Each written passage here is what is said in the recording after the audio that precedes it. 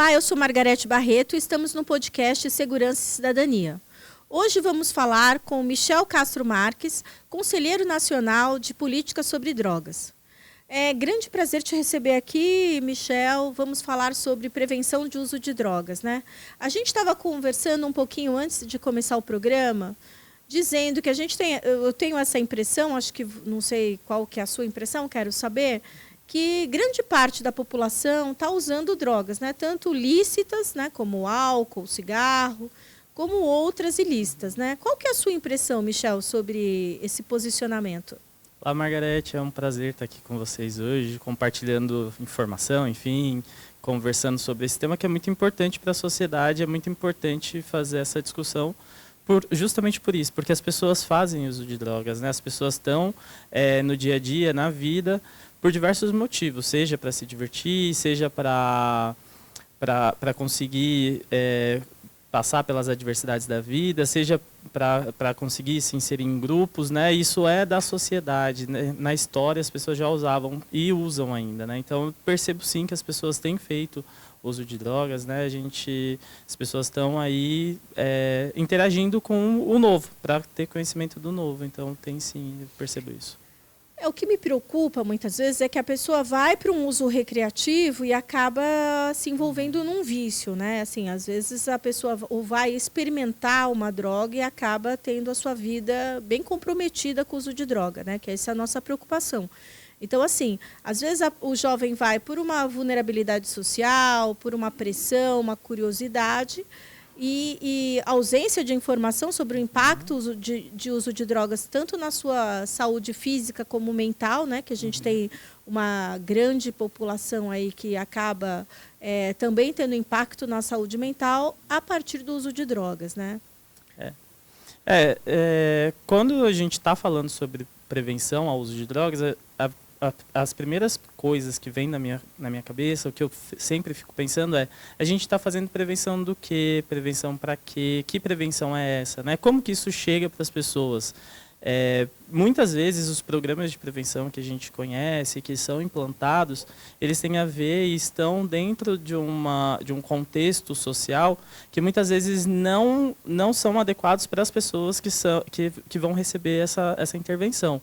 Né? E muitas vezes a gente acaba percebendo que o efeito que deveria ser de prevenção, ele acaba sendo o oposto justamente por isso, porque a gente muitas vezes não leva em consideração as questões sociais, as questões de gênero, de raça, de classe, em relação à prevenção do uso de drogas para as pessoas no geral, né? Então você está dizendo que existe uma prevenção, só que essa prevenção ela não é adequada ao público que ela é dirigida, né?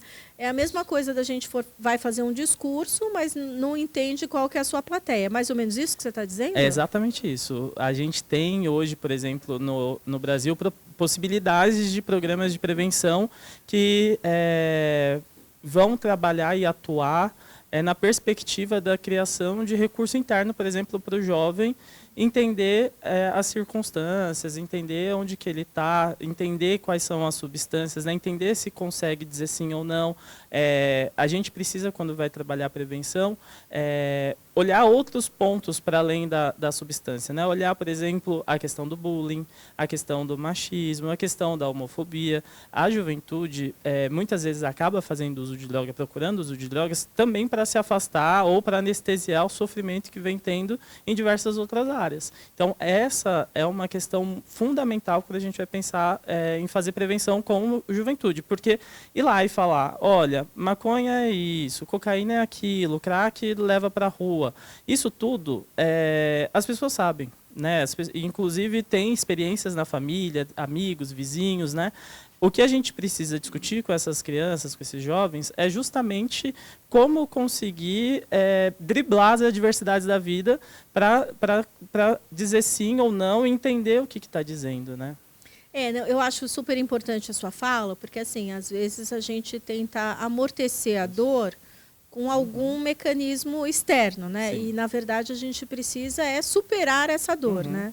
Mas não é fácil, mas às vezes as pessoas precisam de terapia, precisam de acompanhamento médico, né?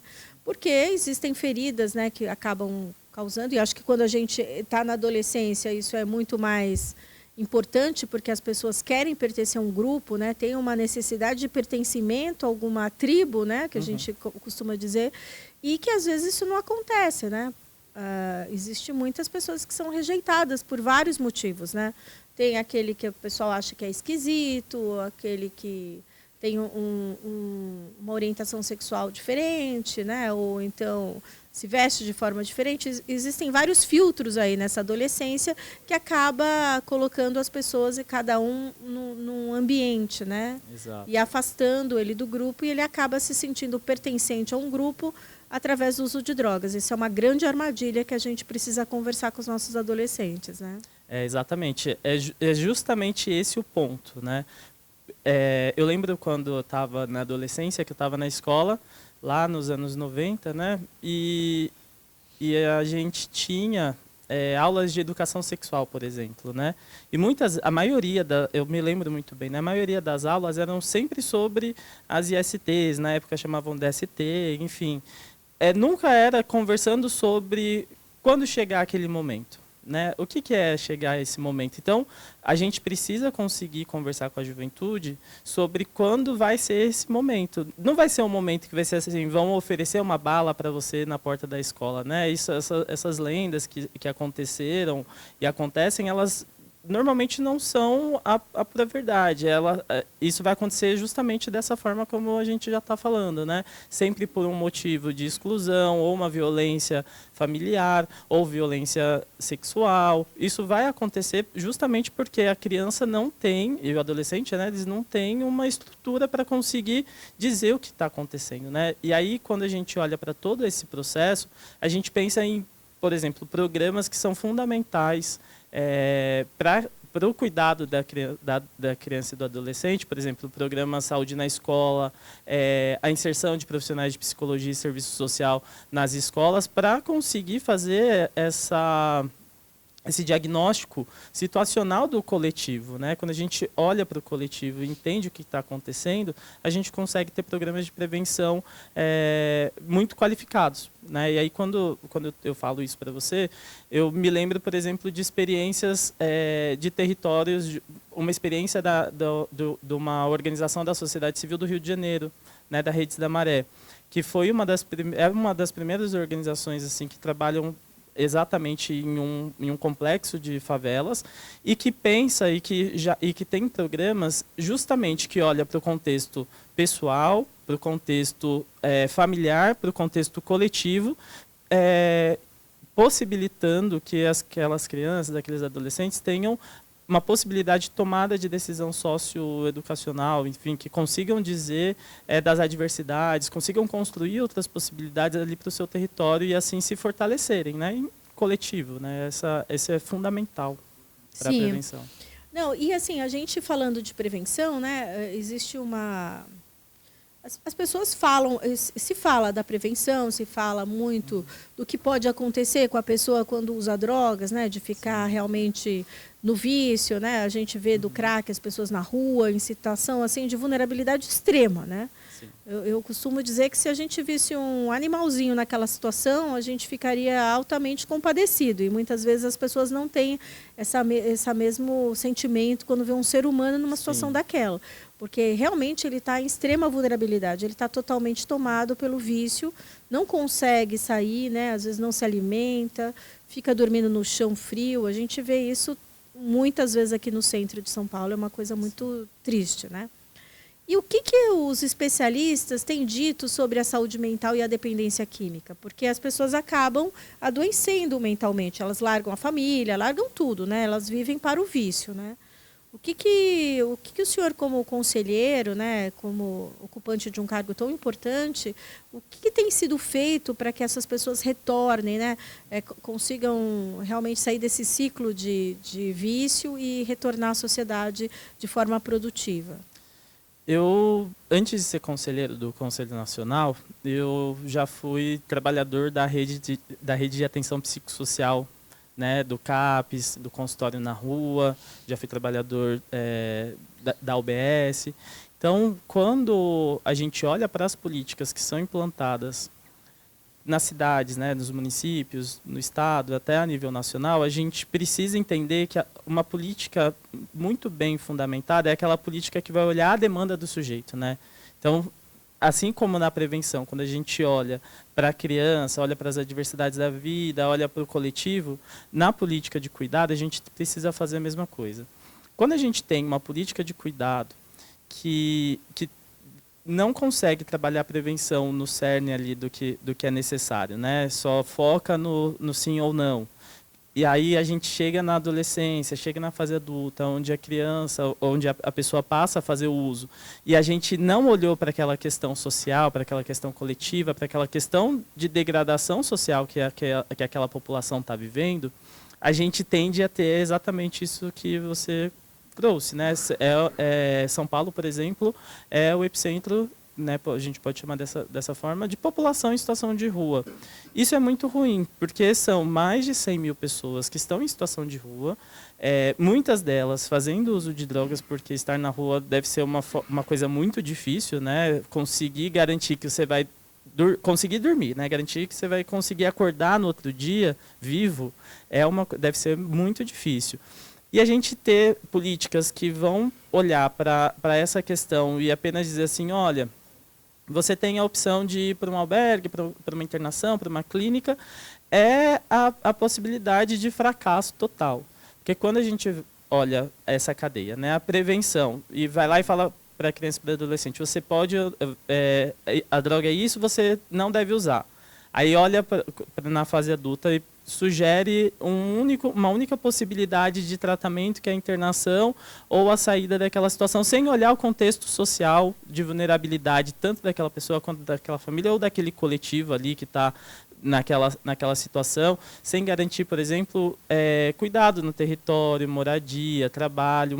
Muitas dessas pessoas precisam e poderiam estar trabalhando, poderiam estar inseridas na sociedade, né, de uma outra forma que não dessa forma degradante, né, que é sofrida para todo mundo, porque é como você falou, é muito difícil olhar alguém nessa situação e não se sentir impactado, né? Se você não se sente impactado com isso, alguma coisa está acontecendo. Alguma coisa está errada com você, alguma coisa né? está acontecendo com você que você precisa olhar para dentro de si, né? Principalmente para quem está no poder público. Então, quando a gente tem uma política que é implantada já pensando que as pessoas elas precisam dar certo, sem olhar todo um contexto, né? Muitas dessas pessoas, por exemplo, não tiveram acesso à educação, ou tiveram acesso a um trabalho precário, né? Tiveram questões com a família, ou muitas delas, inclusive, como você falou, e é fato, têm algum transtorno mental, né? Um sofrimento psíquico de longa data que não foi cuidado e acaba ficando nessa situação. Crônico, né? E a gente precisa fortalecer os serviços de cuidado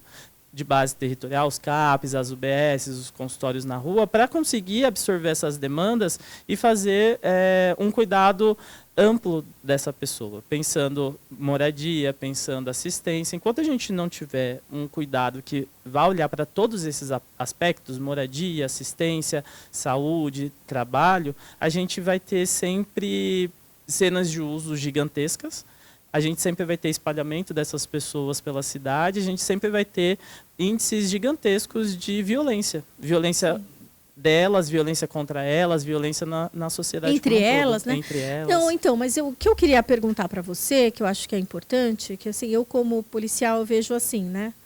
Mas eu estou aberta a aprender com você. Assim, eu acho que tem gente mesmo que talvez com uma inserção positiva do Estado, ela pode realmente ser reintegrada, né? Existem casos menos graves, né? Que a pessoa está em situação de vulnerabilidade, está na rua e às vezes usa drogas que não têm um impacto tão grande na saúde mental e física dela que ela consegue se restabelecer. Mas existem pessoas que estão num momento que eu não vejo como higienista essa possibilidade de internação dessa pessoa. Eu vejo realmente como uma possibilidade dela repensar, né? Ela ter uma desintoxicação e até uma possibilidade de repensar o vício. Porque a gente sabe que é muito difícil, né? Principalmente o vício em crack. Então, eu vejo como policial que, às vezes, a medida de internação, é como se fosse um animalzinho, a gente internaria com certeza e daria essa chance dele ser reinserido na sociedade. E as pessoas acham que essa internação é uma coisa muito agressiva. Quer dizer, não é que não é agressiva, mas a vida na rua também é agressiva. É que o que você falou, a pessoa dorme sem saber se vai acordar, passa frio, passa fome, passa a solidão da rua, né? Que também ela existe, né? Então, às vezes é uma medida extrema, mas para uma situação extrema. É que, na verdade, a gente parece que só tem pouquíssimas opções, né? Então, ou são as extremas ou você não tem nenhuma. Exato. Então, talvez a gente tenha que ter medidas que não sejam só as extremas, não é verdade? Exato. É isso que você está falando para nós, né? Que eu não conheço esse trabalho que você fala que é como se fosse um CAPS itinerante, né? Você falou um outro na rua. Consultório na rua. Como é esse consultório na rua? É de atendimento psicológico ou é de atendimento médico também? Vou te contar uma historinha, assim, né? Não, acho que não precisa ser uma historinha, mas eu vou te contar. Eu trabalho, sempre trabalhei a vida toda, e comecei trabalhando no consultório na rua.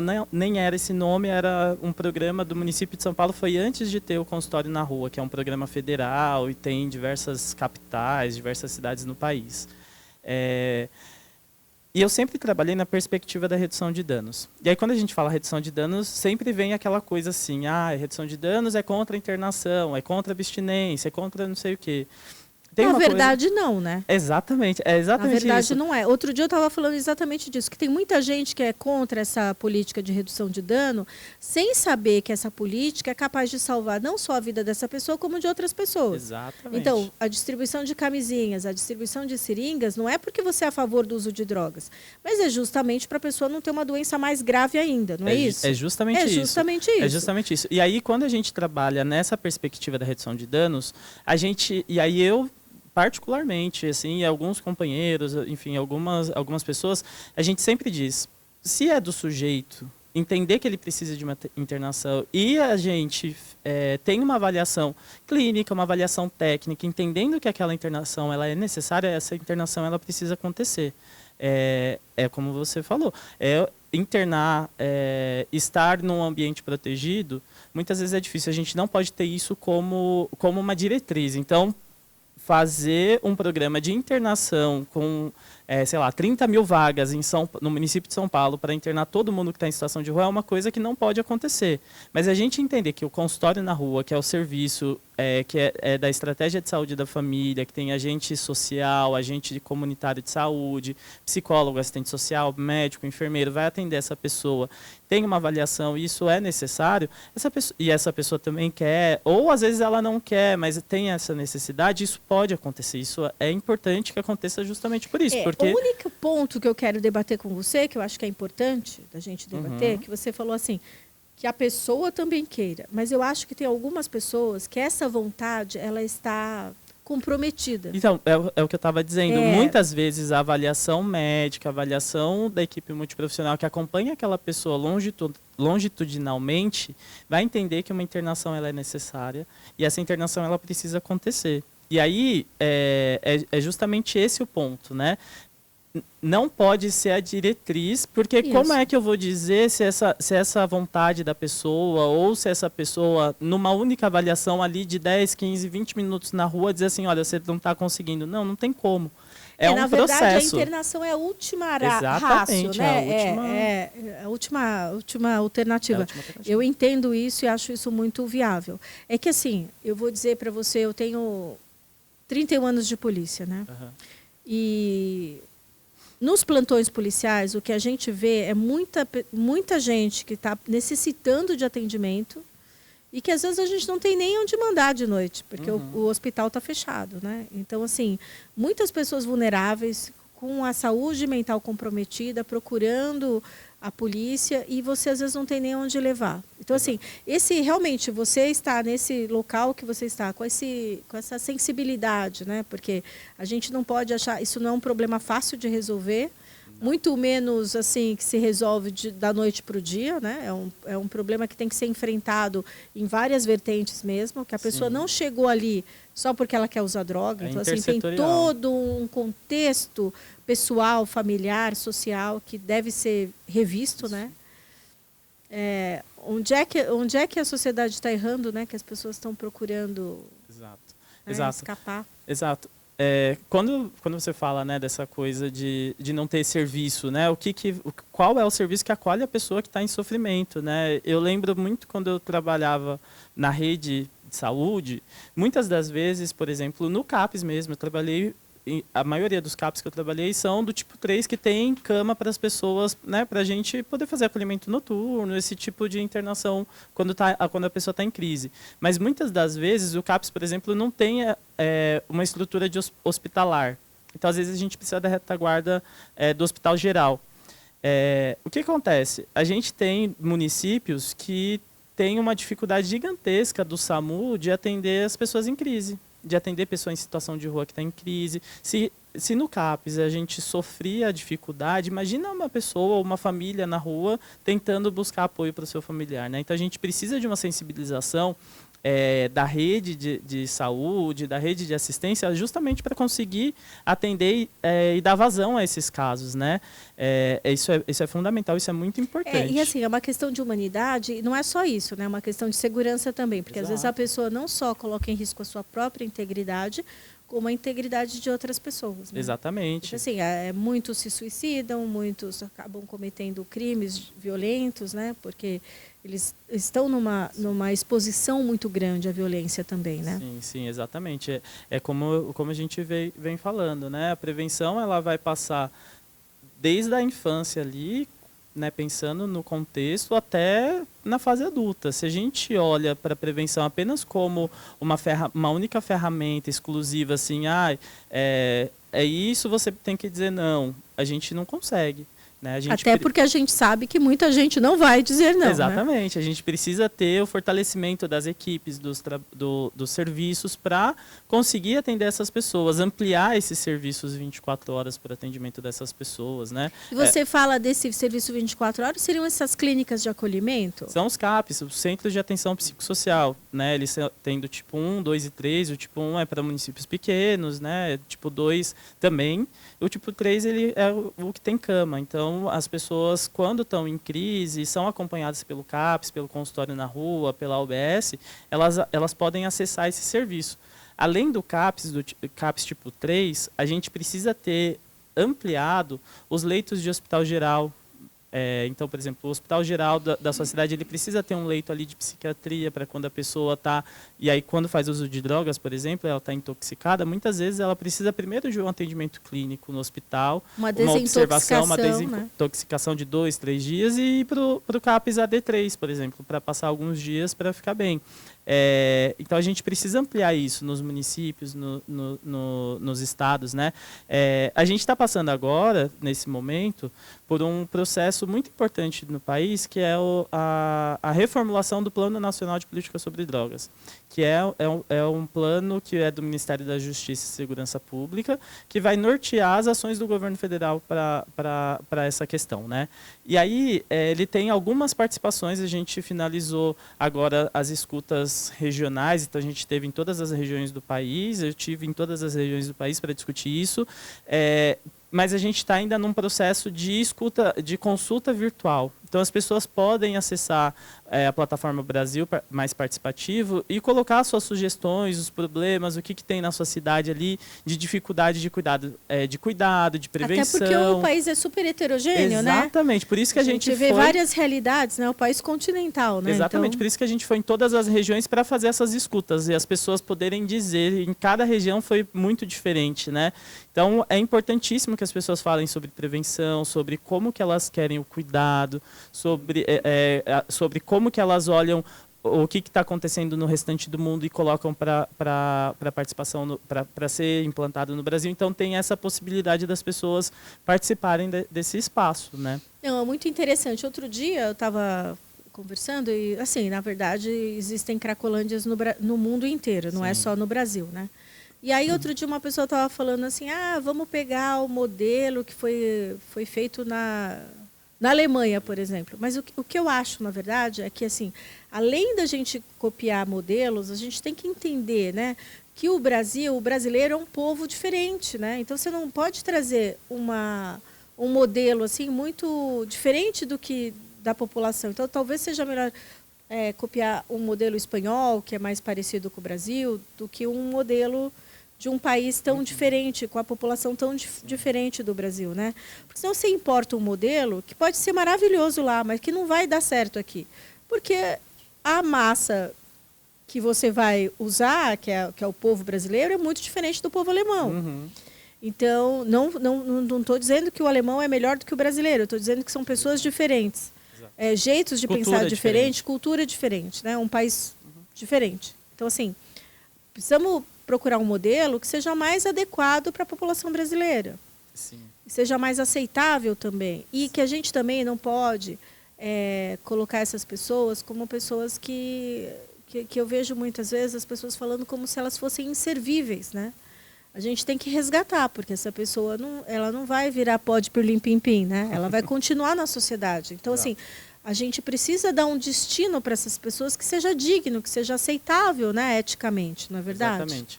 Eu acho que tem duas coisas que eu queria comentar, que eu já falei até em algumas entrevistas, escrevi algumas coisas sobre isso com algumas companheiras e companheiros, que, por exemplo, então uma das coisas são, exatamente, na Alemanha, espaços de uso seguro resolveu muito problema sobre HIV, sobre as pessoas terem overdoses e morrerem na rua. Então, os espaços de uso seguro, por exemplo, eles são fundamentais e eles podem dar certo, eles podem funcionar de acordo com a cultura, né? E aí, há pouco tempo, saiu uma reportagem dizendo que os espaços de uso seguro implantados na Alemanha são muito bons, mas que para crack eles não funcionam ainda muito bem lá.